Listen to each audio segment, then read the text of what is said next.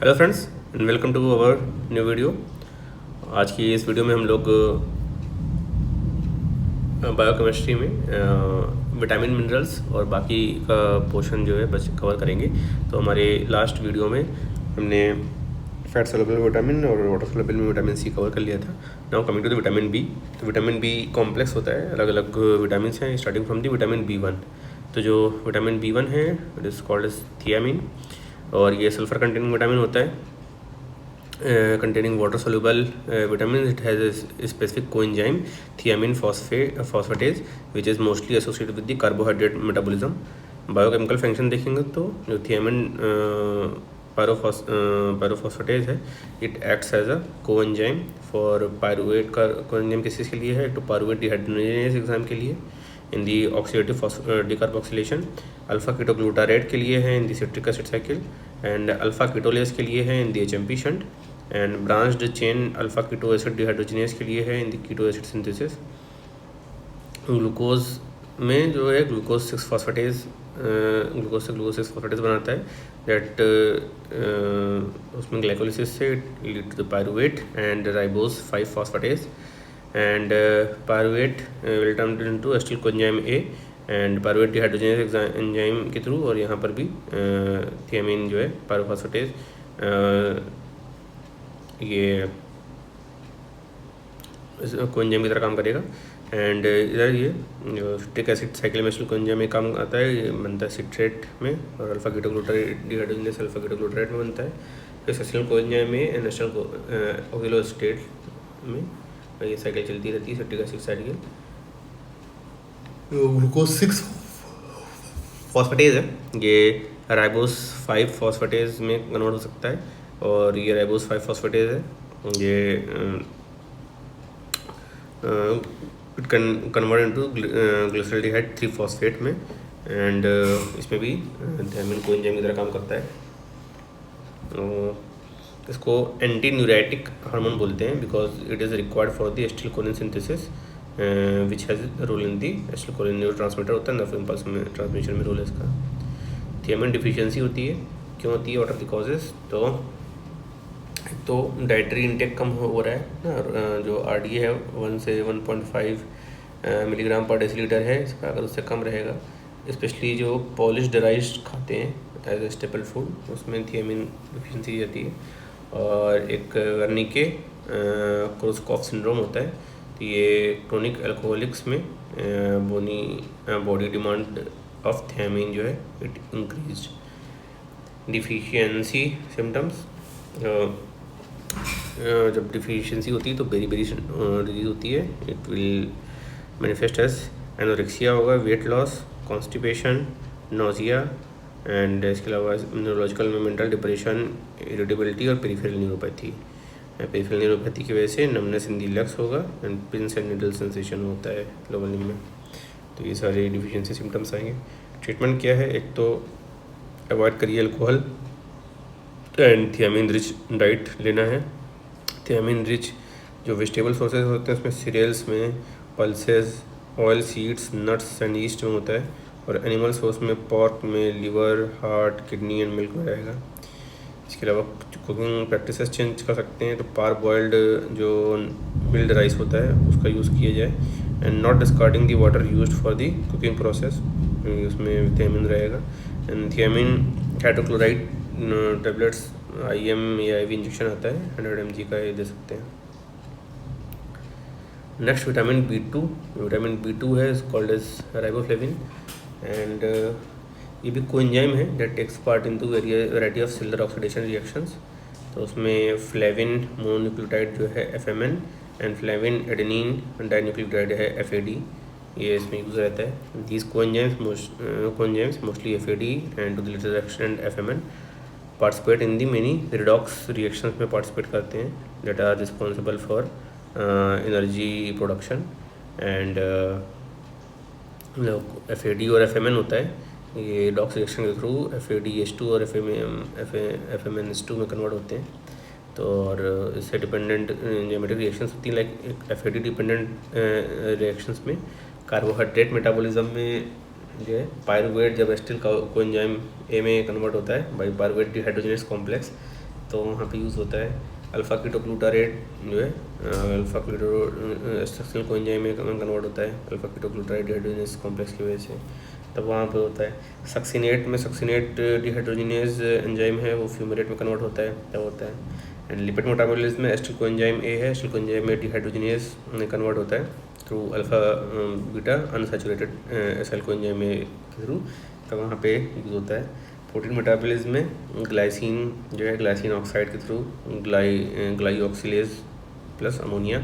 And D amino acid है, D amino acid oxidase है तो alpha ketoglutaric acid and ammonia ये बनाते हैं। प्यूरिन मेटाबॉलिज्म की देखें तो जेंथीन ऑक्सीडेज के थ्रू यूरिक एसिड बनाएगा। एंड एफएमएन डिपेंडेंट है एंजाइम रिएक्शंस हैं, एल अमीनो एसिड ये एल अमीनो एसिड ऑक्सीडेज के थ्रू अल्फा कीटो एसिड बनाता है। विटामिन B2 डिफिशियंसी जब होती है तो डाइटरी डिफिशियंसी हो सकती है। RDA is 1.5 to 1.7 milligram per decilitre होता है। एंड इंक्रीज रिक्वायरमेंट हो सकता है by 0.2 to 0.5 milligram per decilitre increase हो जाएगा इन प्रेगनेंसी एंड लैक्टेशन।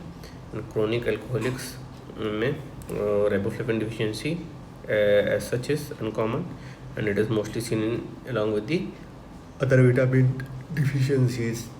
और जो डिफिशियंसी सिम्टम्स होते हैं उसमें there is chiliosis, glossitis and dermatitis there. And cheilosis मतलब फिशर्स हो जाएगा दी कॉर्नर ऑफ माउथ, ग्लोसाइटिस में टंग स्मूथ एंड पर्पलिश हो जाती है, डर्मेटाइटिस में जनरलाइज स्किन इन्फ्लेमेशन होगा। विटसेरम विटामिन B12 लेवल करा सकते हैं एंड ऐसे ऑफ दी ग्लूटाथोन रिडक्टेज कर सकते हैं in the RBCs। And treatment में डाइटरी सप्लीमेंट दे सकते हैं vegetable source and animal source के थ्रू। तो cereals, fruits and grilled vegetables ये सारे मॉडरेट सोर्सेज हैं। एंड एनिमल सोर्स में milk product, egg, meat, liver, kidney, fish, they all are rich sources of riboflavin. And pharmacotherapy कर सकते हैं 5 to 10 milligram daily dose में 15 days तक दे सकते हैं इन the form of tablet, syrup and injectable form. Then coming to the vitamin B3 and vitamin B3 dietary intake है niacin. And RDA जो इसका होता है चिल्ड्रन के लिए अपना 10 से 15 मिलीग्राम पर डेसीलीटर और एडल्ट के लिए 15 से 20 मिलीग्राम पर डेसीलीटर है। एंड इंक्रीज रिक्वायरमेंट हो जाती है इन pregnancy and lactation. And deficiency symptoms अगर देखेंगे तो नियासिन जो डिफिशियंसी है रिजल्ट्स इन दी पेलाग्रा, इसमें इटालियन वर्ड है जिसका मीनिंग होता है रफ स्किन। सिम्टम्स जो है they are commonly referred as 3D symptoms आएंगे। 3D में क्या क्या है, डर्मेटाइटिस है, डायरिया है एंड डिमेंशिया है। डर्मेटाइटिस में area expose to the sunlight वहाँ पर होगा डर्मेटाइटिस, लाइक नेक है, पार्ट ऑफ फेस है, डोर्सल पार्ट ऑफ फीट है, एंकल है। एंड डायरिया लूज स्टूल्स में होता है with often with the blood and mucus. And if prolonged weight loss हो सकता है। And dementia is associated with the neurological degeneration, poor memory, insomnia, anxiety, irritability, इसमें dementia होगा। And if not treated pellagra में rarely lead to the 4th D that is death. तो 4D symptoms आते हैं। And जो उसका cause है symptoms का, उसमें one of the thing is that if the people whose staple diet जो है ये कॉर्न और मेज़ होता है तो उसमें भी डिफिशियंसी हो सकती है because niacin present in the maize is unavailable to the body because it is in bound form में होता है। विटामिन जो नियासिन या निकोटिनिक एसिड है इसको pellagra preventing factor of Goldberg ये भी बोलते हैं। इसका रोल अगर देखेंगे तो coenzyme of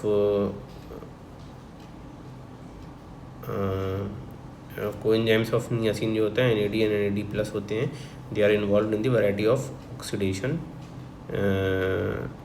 and like oxidation reduction जो रिएक्शंस होती है उसमें इन्वॉल्व होते हैं। लगभग 40 एंजाइम्स के ऑक्सीडेशन रिएक्शन में ये काम आता है।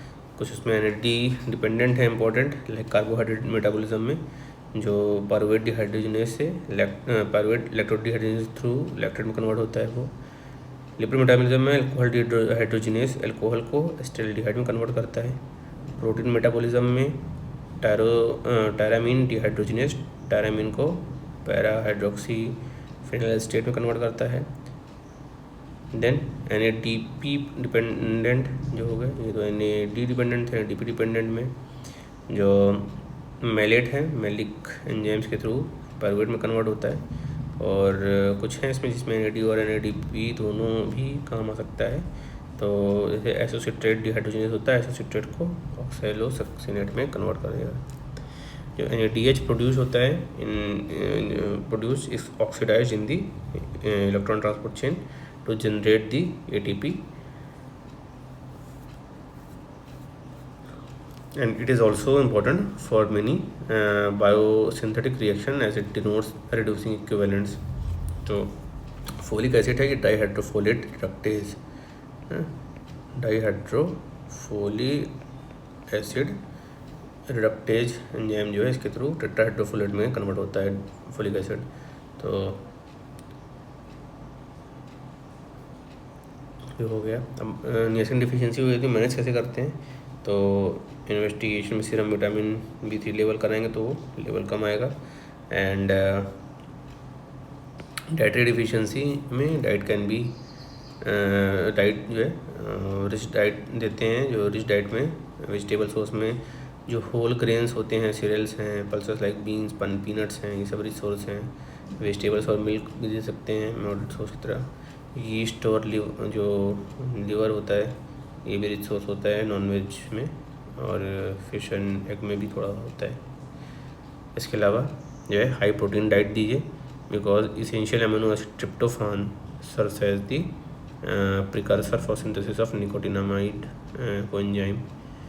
And on average 1 gram good quality of protein में 60 मिलीग्राम ट्रिप्टोफान और 1 मिलीग्राम नियासिन होता है, उससे मतलब इक्वल। अगर इससे भी काम नहीं चल रहा है तो फार्माकोलॉजिकल डोज में देते हैं niacin 2 to 4 milligram per decilitre देते हैं, which is around 200 times of RDA। इसके अलावा 3D का जो है symptomatic treatment of dementia dermatitis और डायरिया करना है।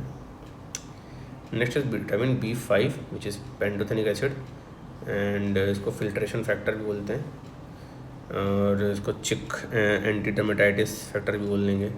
एंड ये भी सल्फर कंटेनिंग विटामिन है, and it has a coenzyme function, इसका भी है, बायोकेमिकल रोल देखेंगे।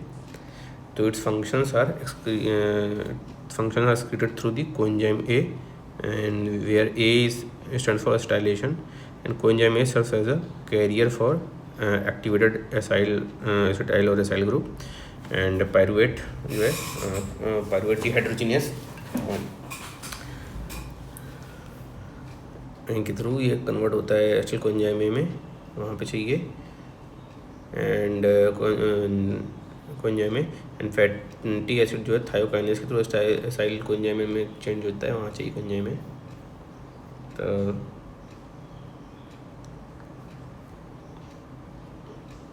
ये यहाँ पर पेंटोथेनिक एसिड काम करेगा।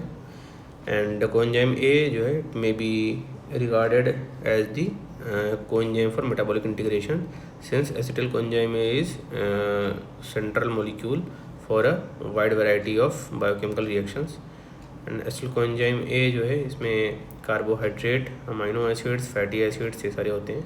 एंड एसिटिल कोएंजाइम A में TCA साइकिल एनर्जी देता है। फैटी एसिड जो है ट्राइसाइल DAGs बनाता है।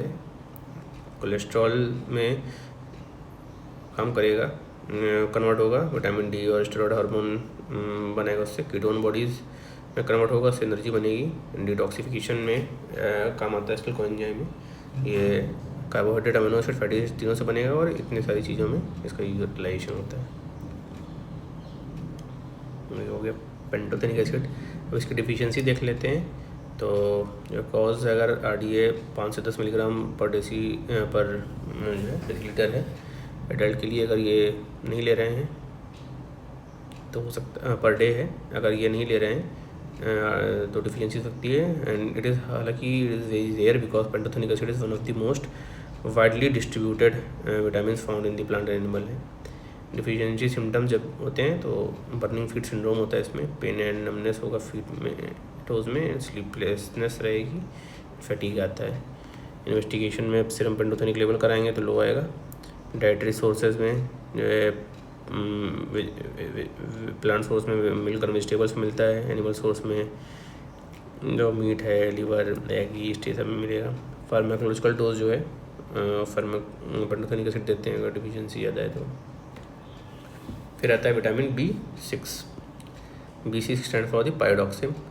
तो जो B6 है पाइरोडॉक्सल या पाइरोडॉक्सामीन, तो active form of vitamin B6 जो है पाइरोडॉक्सल फॉस्फेट होता है विच इज़ एन कोएंजाइम। पाइरोडॉक्सिन है जो ये पाइरोडॉक्सल में और पाइरोडॉक्सामीन में कन्वर्ट होता है। पाइरोडॉक्सल जो है ये काइनेस एंजाइम के थ्रू एक एटीपी कंज्यूम करेगा, पाइरोडॉक्सल फॉस्फेट बनाएगा, एंड पाइरोडॉक्सामीन भी पाइरोडॉक्सामीन फॉस्फेट में कन्वर्ट होगा, and they will convert into the 4 pyridoxic acid में। तो ये पाइरोडॉक्सिन्स उसके डेरिवेटिव्स हो गए सारे। अब जो पाइरोडॉक्सल फॉस्फेट है ये वाला, ये पार्टिसिपेट करता है वेरियस रिएक्शंस में, लाइक ट्रांसअमाइनेशन में। It integrates carbohydrate and amino acid metabolism. तो एलानिन को जो एलानिन जो उसके थ्रू ट्रांसअमाइनेज के थ्रू ये पायरुवेट में कन्वर्ट करता है। तो ये अपना अमीनो एसिड है, ये पायरुवेट कार्बोहाइड्रेट मेटाबॉलिज्म में आएगा, लिंक हो गया। फिर डीकार्बोक्सिलेशन, मेनी बायोजेनिक अमाइंस हैं with important functions are synthesized by the and this PLP decarboxylation like serotonin, histamine and GABA. Deamination में deamination of hydroxyl group containing amino acids, उनका deamination होता है, like serine का तो dehydratase है ये pyruvate with ammonia बना देगा।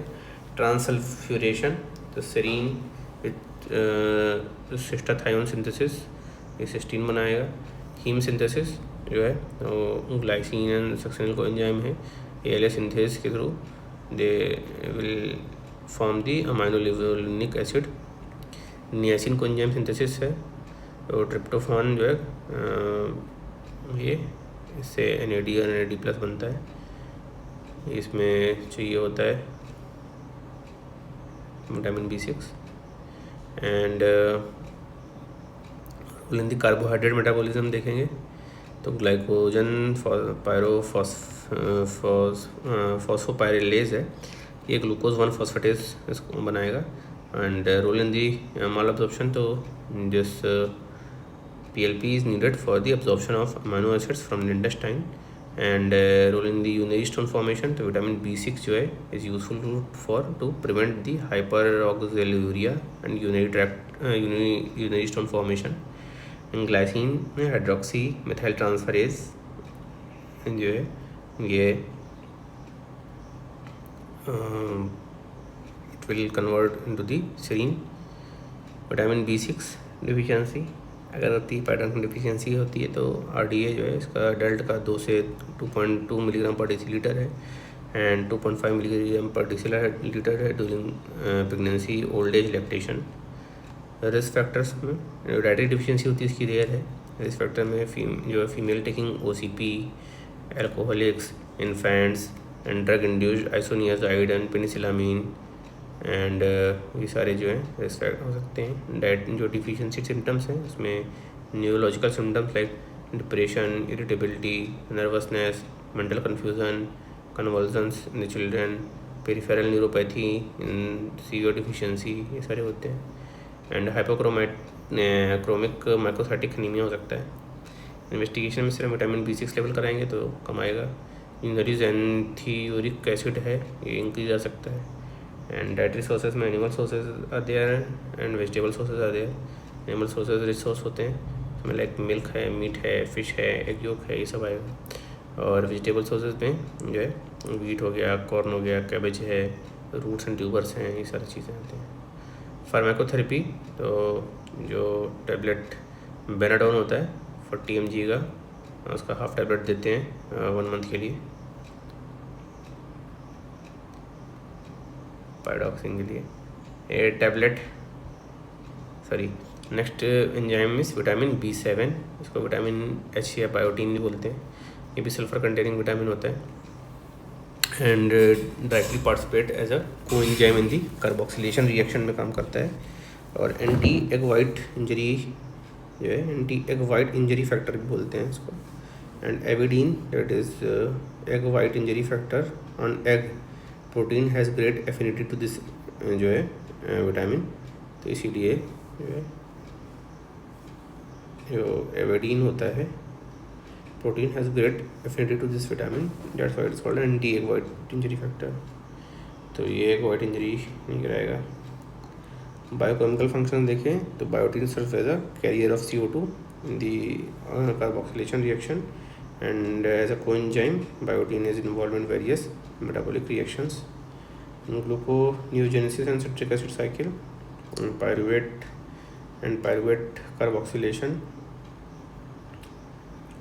कार्बोक्सिलेशन एंजाइम के थ्रू ये ऑक्सिलोएस्टर में कन्वर्ट करता है, ग्लूकोनियोजेनेसिस में काम करेगा बायोटीन।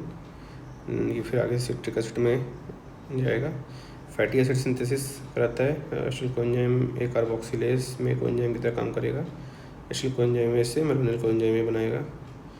ये प्रोपियोनल कोएंजाइम में मेटाबॉलिज्म होती है, तो प्रोपियोनल कोएंजाइम ए से जो है ये मिथाइल मेलानिल कोएंजाइम ए बनाता है एंड इसमें बायोटीन का यूज़ होता है। It is produced by certain amino acids like valine, isoleucine and threonine. Odd chain fatty acid का डिग्रेडेशन कराएगा। ल्यूसिन मेटाबॉलिज्म ये काम आता है, तो beta methyl methyl crotonyl coenzyme A होता है, ये कार्बोक्सिलेज एंजाइम के through beta methyl glutaconyl coenzyme A बनाता है, तो ल्यूसिन का सिंथेसिस होता है इससे। विटामिन B7 का जो डिफिशियंसी होती है कैसे होती है, तो RDA से बहुत कम ले रहे हैं, तो RDS का है 100 से 300 मिलीग्राम पर डे इतना देना होता है। एंड इसकी डिफिशियंसी हालांकि अनकॉमन बायोटीन की, because it is well distributed in food and synthesized in intestinal bacteria also. Biotin नाम है, बायो बैक्टीरिया से भी जो है सिंथेसाइज सकता है। And prolonged use of drug like sulphonamides का अगर यूज़ कर रहे हैं ज़्यादा, या जो है एक वाइट फैक्टर इंजरी होता है, मोर देन 20 अंडा पर डे खा रहे हैं, तो जो है बायोटीन डिफिशियंसी हो सकती है। सिम्टम्स जो है anaemia, loss of appetite,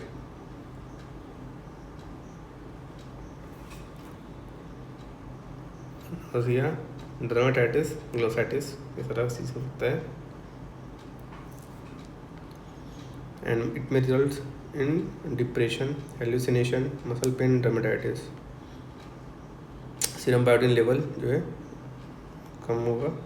dietary deficiency में animal liver, kidney, egg yolk ये सब में रहेगा। प्लांट सोर्सेज में मिल्क में, ग्रेन्स में, टोमेटोज में रहता है बायोटीन।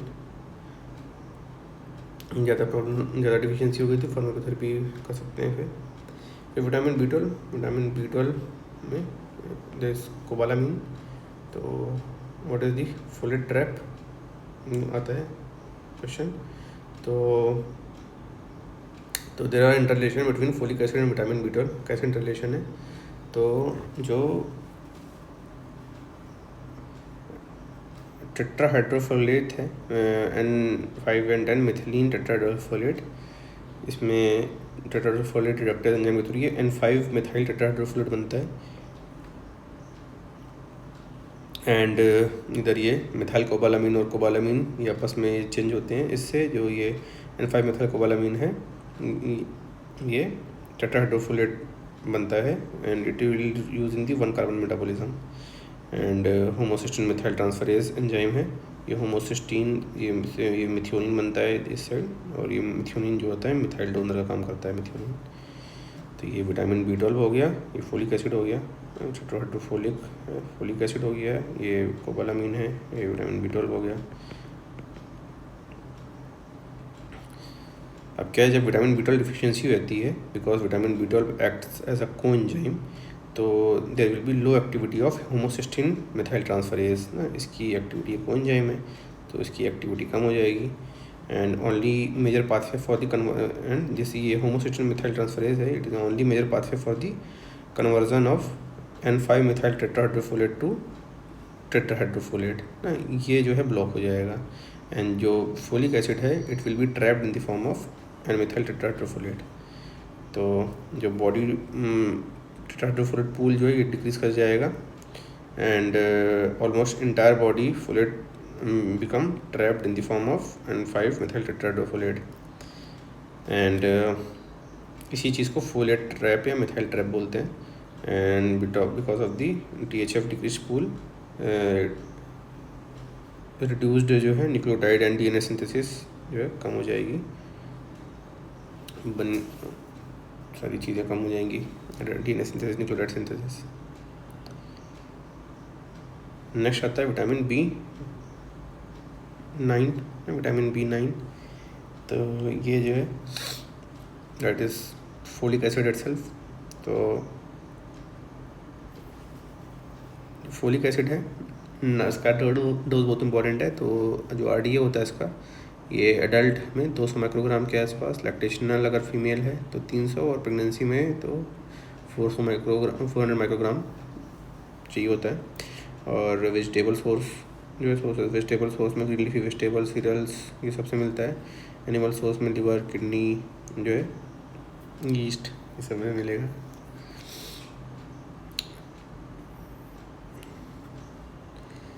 क्वेश्चन है कि why the vegans are more at risk to the develop vitamin B12 deficiency.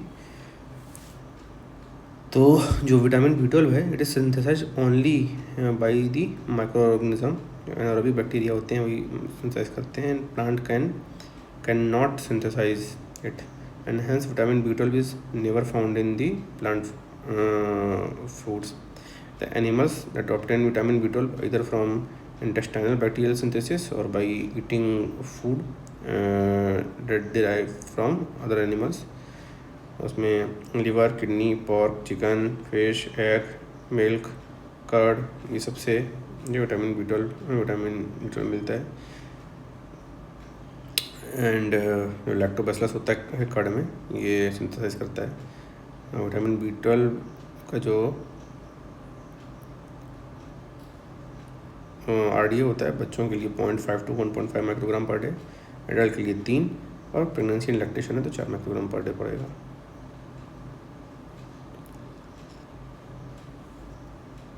Next जो है briefly discuss the absorption of vitamin B12 in the GIT। तो ओरल कैविटी में और dietary source of vitamin B12 होता है, that is the extrinsic factor of the calcium बोलते हैं इसको। बॉन्डिंग प्रोटीन के साथ बाइंड करता है। और साथ में सलाइवा में देर इज़ कोबालाफिलिन। अब ये दोनों आएंगे स्टमक में, सलाइवा आ गया और डाइट जो लिए वो आ गया। अब यहाँ पे एसिड हाइड्रोलिसिस होते हैं, they will release this bonding protein and free form of the vitamin B12 साइनोफिलिन के साथ कॉम्प्लेक्स बना लेगा। अब ये जो कॉम्प्लेक्स होगा ये स्टमक से इंट्रिंसिक फैक्टर भी रिलीज होता है, और ये दोनों कॉम्प्लेक्स और इंट्रिंसिक फैक्टर आएंगे यहाँ पे ड्यूडेनम में। मीनवाइल जो इसका हाइड्रोलेस के थ्रू इस कोबालाफिलिन जो है ये फ्री हो गया अभी ड्यूडेनम में, और ड्यूडेनम में इंट्रिंसिक फैक्टर और विटामिन B12 मिल के कोबालामिन इंट्रिंसिक फैक्टर कॉम्प्लेक्स बना लेते हैं। तो जो कोबालामिन इंट्रिंसिक फैक्टर कॉम्प्लेक्स बना है, it travel through jejunum and it binds to the specific receptor at the surface of mucosal cells in the terminal ileum. और वहाँ पे कैल्शियम मीडिएटेड एंट्री होती है म्यूकोसल सेल्स में विटामिन B12 की, और वहाँ पे it will convert into the methyl cobalamin mucosal cell of ileum में, और सर्कुलेशन के through transport in the bound form to transcobalamin proteins. Transcobalamin protein से बाउंड कर जाएगा। ट्रांसकोबालामिन प्रोटीन 1, प्रोटीन 2 होती है। प्रोटीन 1 जो है ये रिपोजिटरी की तरह काम करती है विटामिन B12 के, एंड जो 2 है it mediates tissue Uptake of vitamin B12। Next आता है the disease produce by the vitamin B12 deficiency. तो परनीशियस एनीमिया होता है, और परनीशियस एनीमिया है ये क्यों हो रहा है? एक तो autoimmune destruction of the vitamin, destruction of gastric parietal cells हैं जो कि इंट्रिंसिक फैक्टर्स सिक्रीट करते हैं, उसकी वजह से हो सकता है। बिकॉज अगर इंट्रिंसिक फैक्टर नहीं है तो विटामिन B12 चाह के भी कुछ नहीं कर पाएगा, तो अभी नहीं होगा। Hereditary mall absorption of vitamin B12 हो सकता है, एंड पार्शियल और टोटल गैस्ट्रेक्टमी कर दिया है तो उसमें डिफिशियंसी हो जाएगी इंट्रिंसिक फैक्टर की। Insufficient production of intrinsic factor है या गैस्ट्रिक HCl है जो ओल्डर पेशेंट हो सकता है, तब हो सकता है। And dietary deficiency vitamin B12 की है in strict vegetarian of low socio economic group in the developing countries like India and Sri Lanka, तो वहाँ हो सकता है। क्लिनिकल मैनिफेस्टेशन देखेंगे तो लो हीमोग्लोबिन लेवल होता है, परनीशियस एनीमिया में डिक्रीज नंबर ऑफ RBCs रहेगा। न्यूरोलॉजिकल मैनिफेस्टेशन आएगा like numbness and tingling on the finger and toes.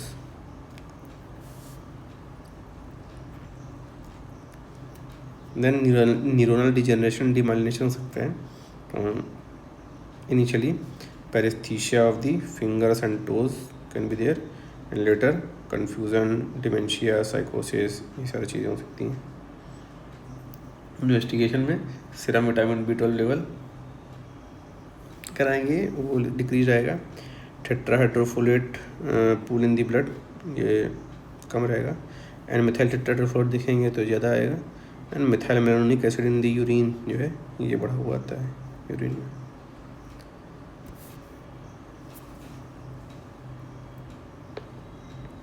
Treatment क्या करेंगे? वो विटामिन B12 का IM इंजेक्शन होता है 100 से 1000 माइक्रोग्राम तक का, डिपेंडिंग ऑन दी सीवियरिटी वो दे सकते हैं। फोलिक एसिड सप्लीमेंटेशन दे सकते हैं to reverse the haematological abnormalities, like 500-600 microgram का टैबलेट है वो भी चला सकते हैं। तो ये हो गए सारे विटामिन। अब now coming to the minerals. तो जो मिनरल्स हैं, minerals are can be the macro mineral और मैक्रो मिनरल। मैक्रो मिनरल में sodium, potassium, chloride, calcium, phosphorus, magnesium, sulphur, तो ये मेजर जो है मैक्रो मिनरल्स हैं ह्यूमंस के लिए। और एक एक करके देखते हैं। सबसे पहले calcium, role of calcium in the body क्या है? तो पहले बात तो बोन्स और टीथ बनाने में calcium along with the phosphate required for the formation of hydroxyapatite and physical strength of the skeletal tissue कराएगा। मसल कॉन्ट्रैक्शन में calcium triggers the muscle contraction by interacting with the troponin C. Calcium also activates the ATPase and increases the interaction between the actin and myosin, and blood coagulation it acts as a factor 4 in the coagulation cascade. Nerve transmission में calcium is necessary for the transmission of the nerve impulses, especially for the synaptic transmission. Membrane integrity and permeability, so it influences the membrane structure and transport of the water and several ions across it. Activation of enzyme देखेंगे तो pancreatic lipase है, ATPase है, succinate dehydrogenase है, ये सारे activate कराएंगे। Calmodulin mediated actions of the calcium, calmodulin का calcium binding regulatory protein complex बनता है that activate the certain enzymes, और एडनाइलेट्स साइक्लेज है, कैल्शियम डिपेंडेंट प्रोटीन काइनेजेज हैं इनके थ्रू। Calcium act as intracellular messengers also, तो जो सेकेंड मैसेंजर की तरह काम करता है for epinephrine in the liver glycogenolysis, and third messenger की तरह काम करता है इन एंटी डाययूरेटिक हार्मोन के एक्शन में। फिर release of hormones from endocrine gland like insulin, पैथाइड हार्मोन, कैल्सिटोनिन, इन सबको रिलीज कराएगा। सिक्रेटरी प्रोसेस होता है, calcium regulate the microfilament and microtubule mediated process such as endocytosis, exocytosis and cell mortality. Contact inhibition, calcium is believed to be involved in cell to cell contact and adhesion of the cells in tissue. The cell to cell communication may also require calcium. Action on heart, the calcium acts on myocardium and prolong the systole को prolong कर देगा. Regulation of calcium and phosphate homeostasis. The hormones like calcitriol, parathyroid hormone and calcitonin, they are major factors that regulate the plasma calcium within a narrow range of 9 से 11 milligram per decilitre में. Calcitonin है physically active form of vitamin D होता है. Physiological acid जो है active है कैल्सिट्रायोल है. And ये क्या करता है, एक तो synthesis of specific calcium binding protein कराएगा इन इंटेस्टाइन, और उसकी वजह से एब्जॉर्प्शन बढ़ जाता है इंटेस्टाइन से कैल्शियम और फॉस्फोरस का. एंड इसके अलावा it stimulates the calcium Uptake by the osteoblast and promote the calcification and deposition of the calcium phosphate over the bony matrix. It will cause bone mineralization. इसकी वजह से bone remodelling हो जाएगी. Parathyroid hormone, the primary function to elevate the serum calcium is of parathyroid hormone. तो ये कैसे काम करेगा, तो ऑस्टियोक्लास्ट होते हैं तो डीकैल्सिफिकेशन और डीमिनरलाइजेशन ऑफ द बोन होगा. एंड जो कैल्शियम रीअब्जॉर्प्शन है by the renal tubules, rapid action इसका होता है. And promoting the synthesis of calcitriol by increased intestinal absorption of the calcium.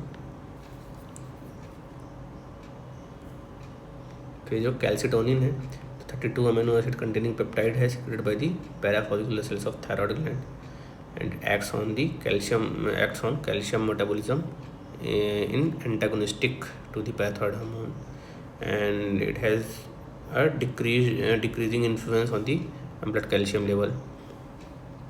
Decrease कराएगा. तो कैसे कराएगा, ऑस्टियोब्लास्ट से ये कैल्सिफिकेशन ऑफ बोन करा देगा, वहाँ कंजम्पशन हो जाएगा. एंड बोन रिजॉर्प्शन को इनहिबिट करता है and urinary excretion of the calcium कराएगा. तो जो इंटेस्टाइनल कैल्शियम है, इधर बोन कैल्शियम है, और किडनी का ट्यूबुलर कैल्शियम जो उससे जा रहा है. तो जो इंटेस्टाइनल कैल्शियम है कैल्सिट्रायोल, उसको इंक्रीज कराएगा. पैराथायरॉयड हार्मोन इनहिबिट जो है, पैराथायरॉयड हार्मोन जो है ये, और विटामिन डी का भी इसमें रोल है. ये सारे इंटेस्टाइन पे एक्ट करेंगे अल्टीमेटली. एंड बोन कैल्शियम जो है प्लाज्मा से बोन में मोबिलाइज करेगा कैल्सिट्रायोल कैल्सिटोनिन, बोन से सीरम में ले जाएगा पैराथायरॉयड हार्मोन, और रीनल ट्यूबुलर से एब्जॉर्प्शन रोक के प्लाज्मा में ले जाएगा पैराथायरॉयड हार्मोन. तो इतना चीज़ें हो गई.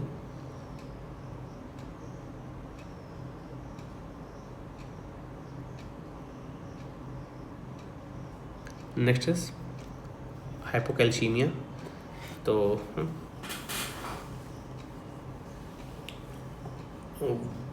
कैल्शियम का लेवल कम हो गया है, 8 मिलीग्राम पर डेसीलीटर से कम हो गया है, can lead to the hypocalcaemia.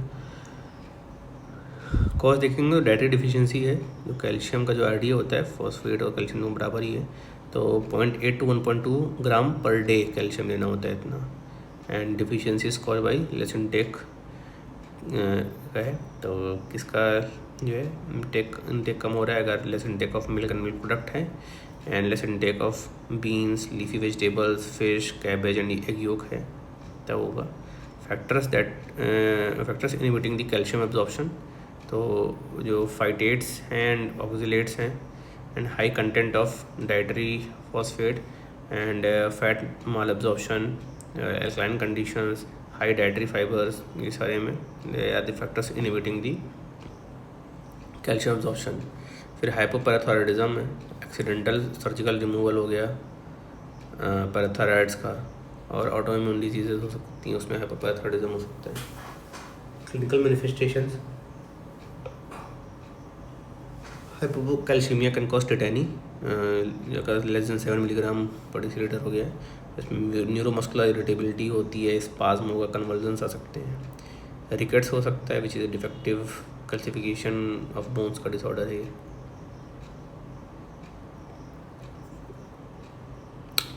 तो नेक्स्ट क्वेश्चन है कि why the trace elements are called so, and eliminate the various trace element required in the human nutrition and mention their biochemical roles. तो जो trace elements हैं micro minerals भी उनको बोलते हैं, तो they are required in the amount of less than 100 milligram per day अगर कोई चीज़ है तो they are required as traces in the our diet, that's why they are called as trace elements. And इसको 3 कैटेगरी में बांटा गया है, एक essential trace elements, possibly essential और एक नॉन इसेंशियल।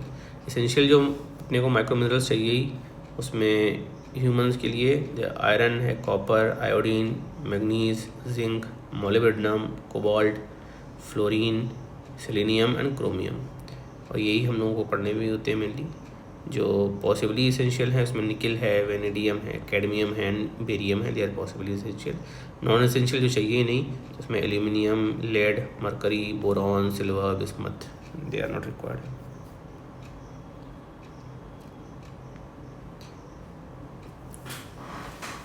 तो अब आते हैं बायोकेमिकल सोर्स की। तो आयरन है कॉन्स्टिट्यूएंट ऑफ द हीमोग्लोबिन है, और हीम का कॉन्स्टिट्यूएंट है तो उसमें हीमोग्लोबिन, मायोग्लोबिन, साइटोक्रोम सब में मिलेगा।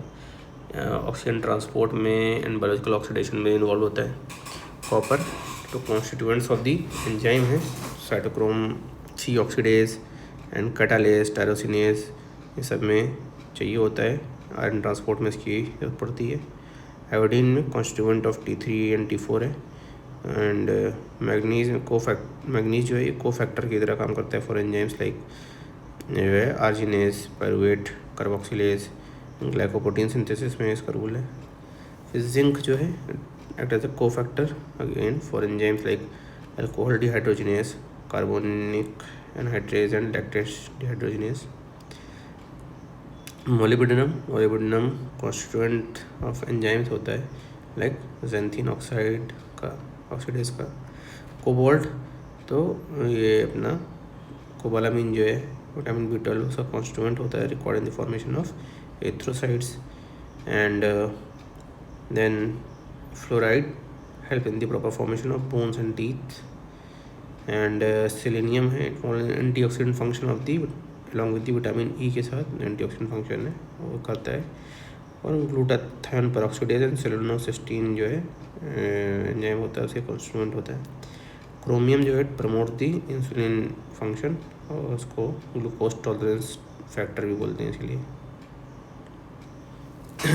तो एक करके देखते हैं। सबसे पहले आयरन, जो आयरन है, आयरन का एब्जॉर्प्शन अगर देखें तो lumen of stomach and duodenum में आयरन का एब्जॉर्प्शन होता है। जो फूड में जो आयरन है ये इसका around 10% of the dietary iron ये HCl और ऑर्गेनिक एसिड्स के through it will convert into the ferric form. Ferric form जो होता है उसको फिर ascorbic acid, vitamin C and cysteine ये कन्वर्ट करते हैं फेरस फॉर्म में।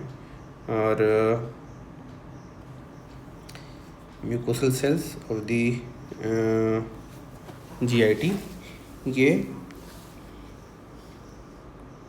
इसमें इंसर्ट होगा एंड वहाँ पे आयरन जो फेरोक्सीडेज एंजाइम के थ्रू ये furious form again will convert into ferric form, और एपोफेरेटिन होता है, इससे मिलके ये फेरेटिन बना देगा जो फेरिक फॉर्म है। एंड फेरोडक्टेज को दोबारा फेरस फॉर्म में कन्वर्ट कर देता है। And this ferrous form is in the plasma is for transport plasma में फेरस फॉर्म नहीं होता है, एब्जॉर्ब भी फेरस फॉर्म में होता है, लेकिन जो अपना डाइट में और अंदर फेरेटिन में फेरिक फॉर्म में होगा।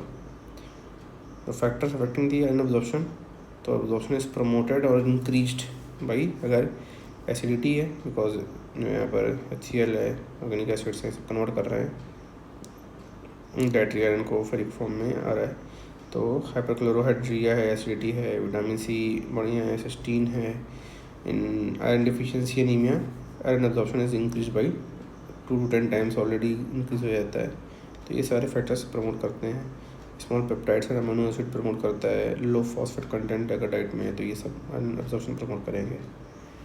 एब्जॉर्प्शन इज डिक्रीज्ड और इम्पेयर्ड, तो फाइटेट्स होते हैं मेनली सीरियल्स अगर है, ऑक्सैलेट्स हैं found in the leafy vegetables अगर ज़्यादा है, high phosphate content in the diet है, हमारा absorption syndrome like in steatorrhoea, ये सारे है, सर्जिकल रिमूवल ऑफ स्टमक है, सर्जिकल रिमूवल ऑफ इंटेस्टाइन है, गैस्ट्रेक्टमी, विपल्स ऑपरेशन, ये सारे में होती है।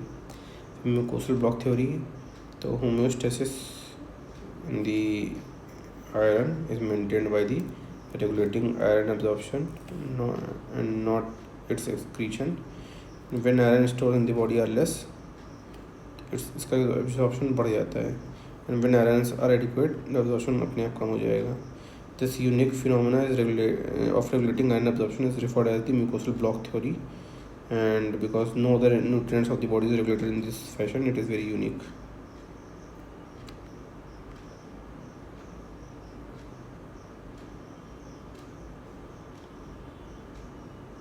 एक्सक्रीशन से रहता है, एब्जॉर्प्शन से आयरन रेगुलेट होता है. Transport and storage of iron, तो डाइटरी इनटेक ऑफ जो है फेरिक फॉर्म में लिए और फेरस में कन्वर्ट होकर एब्जॉर्ब हुआ ब्लड में, प्लाज्मा में फेरस फॉर्म में सर्कुलेट कर रहा है, सेलुलोप्लाज्मिन और फिर ऑक्साइड इसको फेरिक फॉर्म में कन्वर्ट करते हैं, एपोट्रांसफेरिन से एक्ट होकर ट्रांसफेरिन में आया फेरिक फॉर्म में, और ये ट्रांसफेरिन जो है स्टोरेज होता है लिवर में in the form of ferritin and haemosiderin, bone marrow में जाएगा in the form of haemoglobin, muscles में मायोग्लोबिन, और बाकी टिश्यूज़ में cytochromes and non haem irons के में स्टोर रहेगा. Next, what are the different test to assess the status of iron in the body. तो सीरम आयरन करते हैं, serum transferrin, serum ferritin level, total iron binding capacity TIBC and haemosiderin level will be done. Role of TIBC क्या है on the iron metabolism.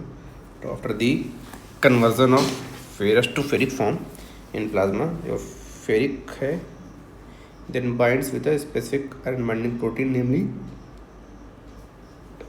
Transferrin और जो है सिड्रोफिलिन. ये glycoprotein होता है, मॉलिक्यूलर वेट ऑफ 90,000, तो इससे बाइंड होता है ferric iron. Each transferring molecule combined with the 2 atoms of ferric iron. जो प्लाज्मा ट्रांसफेरिन कंसनट्रेशन होता है ये अराउंड 250 मिलीग्राम पर डेसीलीटर है. It can bind to around 100 milligram of iron per decilitre in the plasma, and इसी को total iron binding capacity बोलते हैं. And जब जो है सीरम ट्रांसफेरिन लेवल कम हो जाएगा तो टोटल आयरन बाइंडिंग कैपेसिटी भी कम हो जाएगी इसी वजह से. Next is complication of excess iron deposition. अगर बॉडी में है एक्सेस आयरन है तो it can lead to haemosiderosis, that is iron toxicity. तो हीमोसिडेरोसिस में क्या होता है, एक्सेसिव आयरन हो जाएगा in the body and commonly observe in the subject of repeated blood transfusion like haemolytic anaemia, haemophilia, ये सब में मिलेगा. And since iron is a one way compound and once it enter the body it can not escape, so it will deposit in the hemosiderin. And hemochromatosis, okay, iron is directly deposited in the tissues like liver, spleen, pancreas, skin, ये सब में. तो iron is directly deposited in tissue में, directly deposit होगा इसके अलावा along with the हीमोसिडेरोसिस.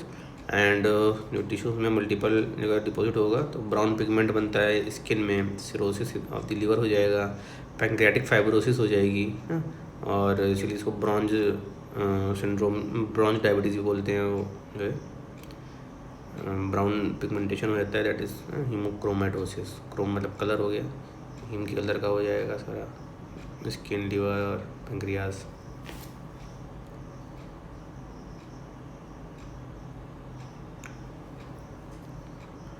How does the body conserve the iron? So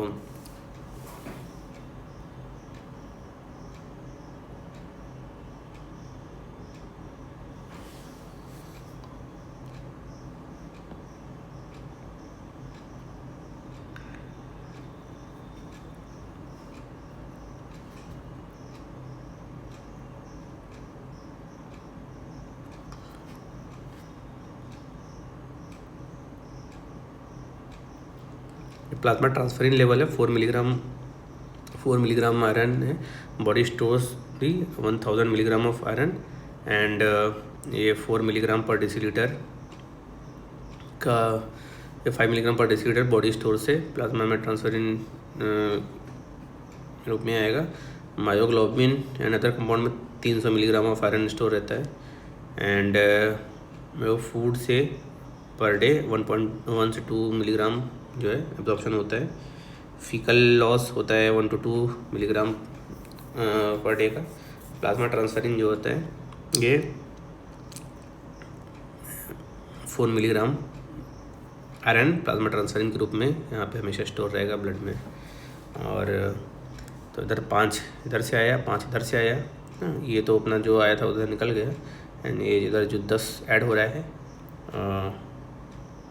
ये साथ में यूटिलाइज होता है for synthesis 20 milligram per day utilize होता है, RBCs बनते हैं उससे, और ये फिर इसका बाद में डिग्रेडेशन होता है तो 20 मिलीग्राम पर डे इसमें आ भी जाता है।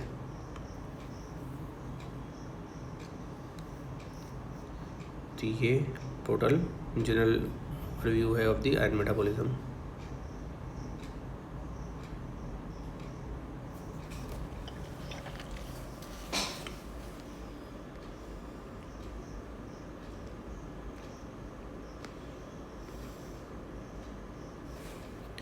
नेक्स्ट क्वेश्चन है, do all pregnant women need additional iron? So जो एडिक्वेट बैलेंस्ड डाइट होती है इट कंटेंस 18 से 20 मिलीग्राम ऑफ आयरन, 18 से 20 milligram of iron balance diet में होता है। The absorption rate increases during pregnancy to 2 folds.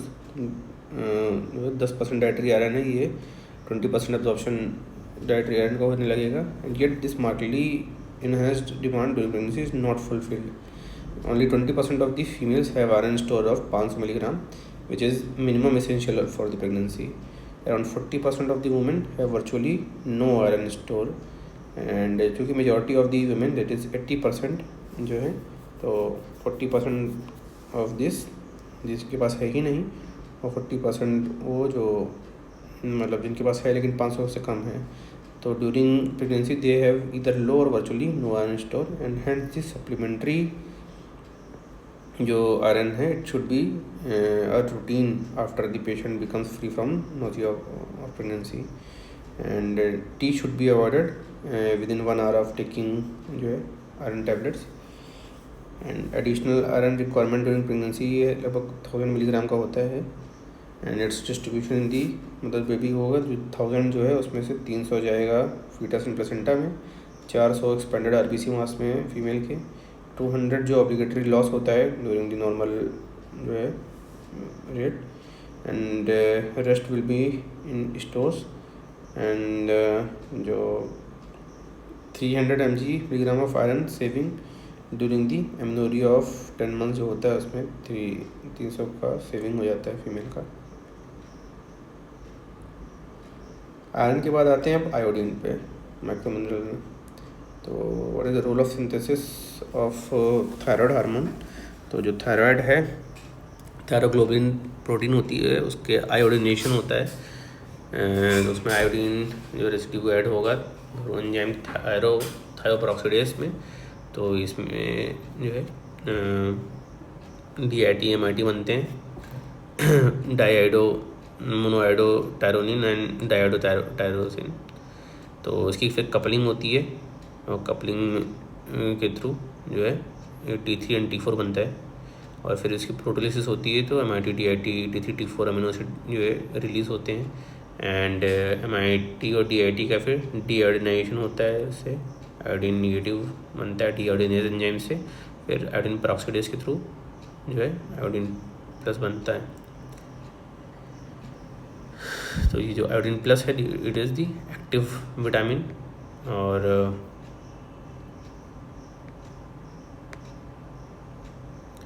जो T3 है इसको ट्राईआयोडोथायरोनिन बोलते हैं, T4 को टेट्राहाइड्रोथायरोनिन या थायरॉक्सिन बोलते हैं। और अपना एक MIT और एक DIT मिलके T3 बनाएंगे, और 2 अगर DIT हो गए तो it will lead to T4 बन जाएगा। नेक्स्ट आता है थायराइड से रिलेटेड ग्रेव्स डिजीज़। तो ये जो है कॉमन कॉज ऑफ हाइपरथायराइडिज्म होती है, पर्टिकुलरली इन डेवलप्ड कंट्रीज में ज़्यादा होती है। इडियोपैथोजेनेसिस अगर देखेंगे तो एलिवेटेड थायराइड स्टिमुलेटिंग IgG होती है, लॉन्ग एक्टिंग थायराइड स्टिमुलेटर्स भी बोलते हैं इसको। एंड ये जो it increases the thyroid hormone production and clinical features of hyperthyroidism आएगा इसकी वजह से, लाइक इंक्रीज BMR हो जाएगी, nervousness, irritability, anxiety and heart rate high रहेगी, loss of weight despite the increase appetite, weakness, diarrhoea, sweating, sensitivity to heat, protrusion of eyeball that is exophthalmos, ये सारी चीज़ें होंगी। मैनेजमेंट में देखें तो मैनेजमेंट में जो थायराइड फंक्शन टेस्ट कराते हैं इसमें जो है T3 T4 बढ़ा हुआ मिलेगा, TH जो है रिड्यूस आएगा, एंड एंटी थायराइड ड्रग्स देते हैं, थायराइडक्टमी करना पड़ सकता है। Give the role, question is given the role of macronutrient as a component of glucose tolerance factor. तो ग्लूकोज टॉलरेंस फैक्टर जो होता है क्रोमियम है, उसको ग्लूकोज टॉलरेंस फैक्टर बोलते हैं because it promotes the insulin function and its role as a micro minerals are like chromium जो है is a component of a protein called chromodulin ना, क्रोमोडुलिन प्रोटीन होती है that facilitates the binding of insulin to the cell receptor sites and it promotes the utilisation of glucose.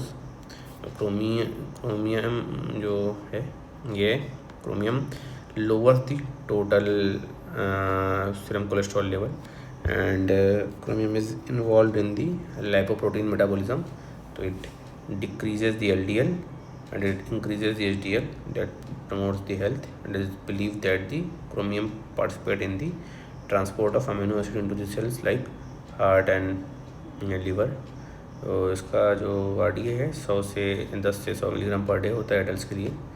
Deficiency manifestation में क्या होगा, carbohydrate, lipid and protein metabolism सब disturb हो जाएगी chromium में, क्योंकि इसका हर जगह यूज़ है।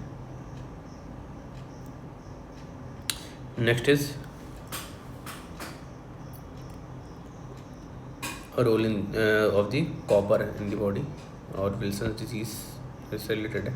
तो जो कॉपर है essential component of the many enzymes है ये, लाइक साइटोक्रोम ऑक्सीडेज हो गया, कैटालेज है, टायरोसिनेज है, necessary for synthesis of haemoglobin because ALA synthase enzyme में कॉपर लगता है, necessary of the cross linking of structural proteins like lysine residue होता है उसको L-लाइसिन में कन्वर्ट करता है by lysine oxidase, it contains copper, and lysine residue जो है कोलेजन और इलास्टिन के फॉर्मेशन में ज़रूरी होता है।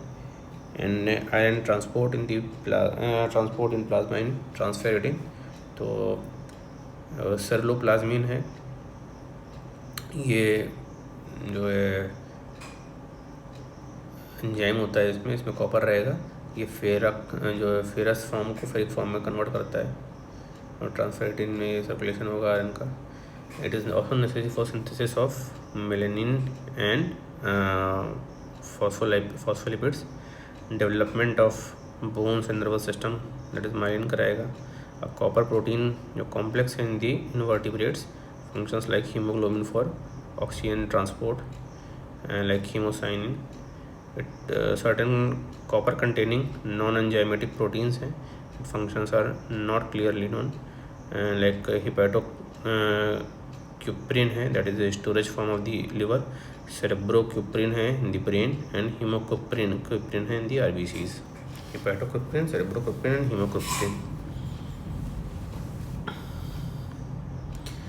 Explain the significance of selenium in the biochemical process। तो सेलेनियम जो है along with the vitamin E prevents the development of hepatic necrosis and muscular dystrophy, maintains the structural integrity of biological membrane, and as selenium as selenocysteine is an essential component of the enzyme glutathione peroxidase जो enzyme होता है इसमें, which promotes the cell against the damage caused by the hydrogen peroxide. And consider as a 21st amino acid भी इसको बोलते हैं, and selenocysteine को, जो सेलेनियम उसका कंपोनेंट है। It prevents the lipid peroxidation and protect the cells against the free radical injury during including the superoxide, जो free radical हैं उससे। Protects the animal from carcinogenic chemical से protect करता है। It binds with certain heavy metals and protects the body from their toxic effects like cadmium और mercury से bond कर जाता है। And thyroid gland selenium containing enzymes है 5-डीआयोडीनेज जो T4 को T3 में कन्वर्ट कराता है। एंड जो है थायोरेडक्टेज थायोरेडॉक्सिन रिडक्टेज एंजाइम है that involves in the purine nucleotide metabolism. ये भी एक सेलेनोप्रोटीन है। तो इस तरह के इसके एंटीऑक्सीडेंट और एंजाइमेटिक दो फंक्शन होते हैं सेलेनियम के, दो टाइप के वेरियस फंक्शंस हैं। और जो विल्सन्स डिजीज़ था, जो विल्सन्स डिजीज़ जो है इट इज़ को हेपेटोलेंटिकुलर डिजनरेशन भी बोलते हैं, and it is the disorder of abnormal copper metabolism. Rare disease है, 1 to 1000 इसका इंसिडेंस है, 1 to 50,000। एडियोपैथोजेनेसिस में एक्सप्लेन एंड एक्सप्लेनेशन टू दो एक्सप्लेनेशन दिए गए इसको अंडरस्टैंड करने के लिए। पहला तो ये है कि फेलियर टू सिंथेसाइज सेलुलोप्लाज्मिन और an impairment of the binding capacity of copper to the ceruloplasmin होता है, या फिर दोनों हो सकता है। उसकी वजह से copper is free in the plasma and it easily inter into tissues like liver, kidney and brain. It binds with the protein and get deposited. And जो एल्बुमिन बॉन्ड कॉपर है, इसमें एल्बुमिन बॉन्ड कॉपर या तो normal रहेगा या तो increase रहेगा। Next जो है दूसरा हाइपोथेसिस दी गई कि म्यूटेशन हो जाता है in the gene including the calcium binding copper binding ATPase, and इसकी वजह से डिक्रीज हो जाता है intestinal excretion of the copper in the bile, और उसकी वजह से कॉपर का एक्युमुलेशन हो जाता है। एंड जो क्लिनिकल मैनिफेस्टेशन है इसकी वजह से, तो एबनॉर्मल अमाउंट में ये डिपॉजिट होएगा लिवर में, तो हेपेटिक सिरोसिस कराएगा। लेंटिकुलर न्यूक्लियस में होगा तो ब्रेन नेक्रोसिस होने लगेगी। कॉर्निया में डिपॉजिट हो जाता है तो KF रिंग मिलेगी। किडनी में डिपॉजिट हो जाएगा, रीनल डैमेज हो जाएगा, and excretion of the amino acids, glucose, tides and haemoglobin will be there. Investigations क्या कराते हैं इसको विल्सन डिजीज़ में, तो सीरम प्लाज्मा कॉपर लेवल या सेलुलोप्लाज्मिन लेवल कराएंगे तो डिक्रीज आएगा। नॉर्मली 20 से 50 मिलीग्राम पर डेसीलीटर होता है, इससे कम आएगा। यूरिनरी एक्सक्रीशन जो है बढ़ जाता है कॉपर का, एंड इंक्रीज्ड जो है intestinal absorption of the copper होगा, around 4 to 6 times of copper जो है एब्जॉर्ब होगा। पेनिसिलामीन जो है ये naturally occurring calcium chelating agent है, इसको दे सकते हैं in treatment, copper chelating agent penicillamine. तो ये हो गया हमारे मिनरल्स। अब नेक्स्ट आते हैं next topic of RFLP restriction fragment length polymorphism. RFLP है, इसका प्रिंसिपल क्या है? तो principle represent the stretch of DNA that serves as a marker for mapping specified gene. जो RFLP है, they are located randomly throughout a person's chromosome and have no apparent function, and the DNA molecule can be cut into different fragments by enzymes, and these are called these fragments जो होते हैं fragments are called as polymorphism। तो steps क्या होते हैं RFLP के? तो एक तो DNA है, उसमें 3 साइड्स हैं। रिस्ट्रिक्शन एंडोन्यूक्लियोसिस से साइड्स पे कट लगेगा तो उसकी वजह से 4 फ्रैगमेंट्स बन गए।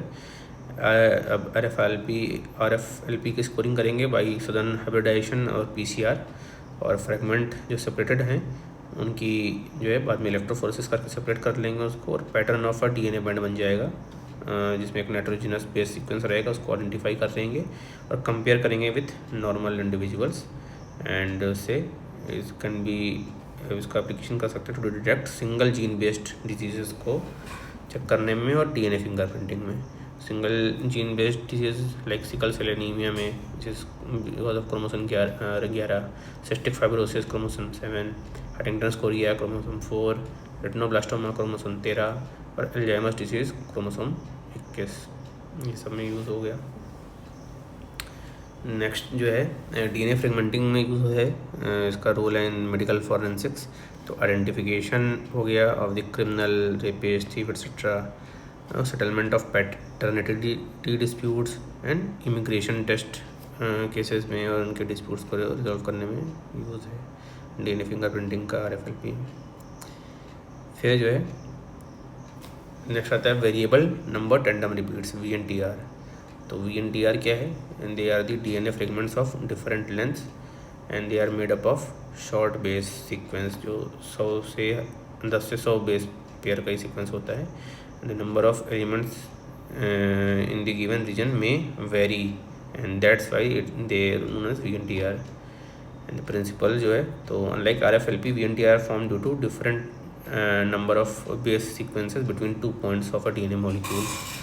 and ये जो variability है, and individuals genomes has many different VNTRs which are unique to that individuals, and the patients of VNTR form जो है pattern of this VNTR form the basis of DNA profiling।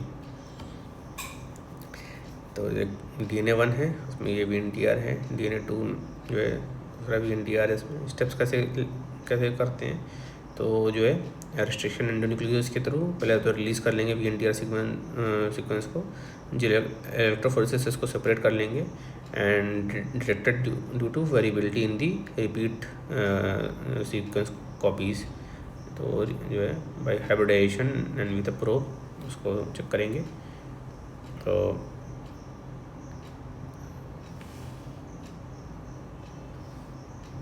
जो repeat sequence copies बनेगी इसमें भी variability आएगी।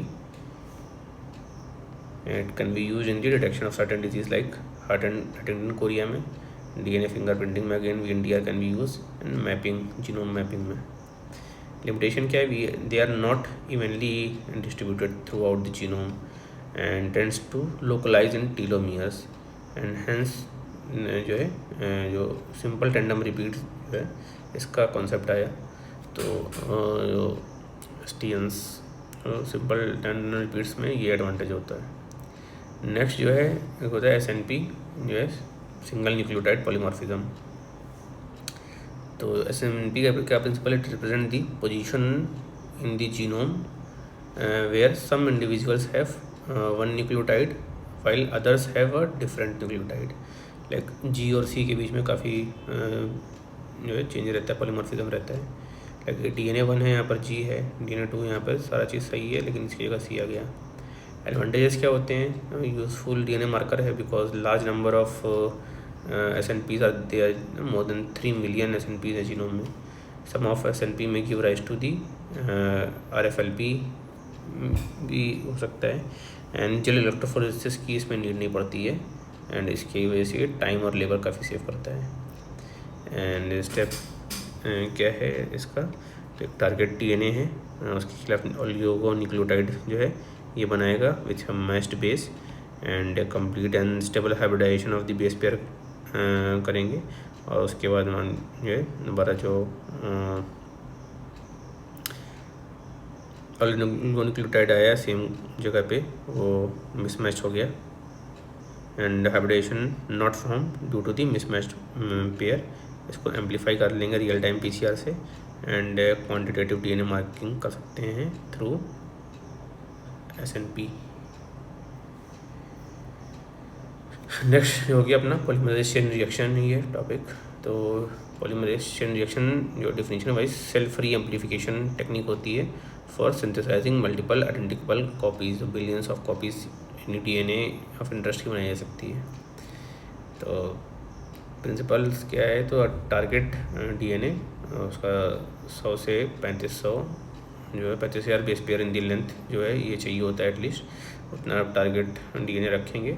Step 1 जो है उसमें डीनेचुरेशन होता है, तो 1 मिनट तक इसको करते हैं एट 95 डिग्री सेंटीग्रेड।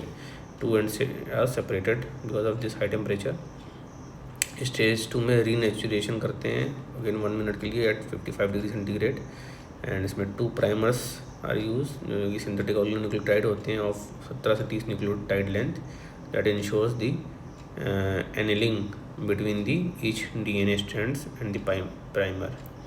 और उसके बाद फिर सिंथेसिस करते हैं 3 मिनट तक एज 75 डिग्री सेंटीग्रेड। तो इनिशिएशन ऑफ DNA सिंथेसिस होती है 3' hydroxyl and with the help of tag DNA polymerase. और ये पूरा एक साइकिल चलेगा। ये इस तरह का साइकिल जो है बार बार रिपीट करेंगे, जनरेशन ऑफ मल्टीपल जो है फॉर्म ऑफ DNA बन जाएगा। ये इसका कर्व हो गया टेम्परेचर वाइज और टाइम वाइज।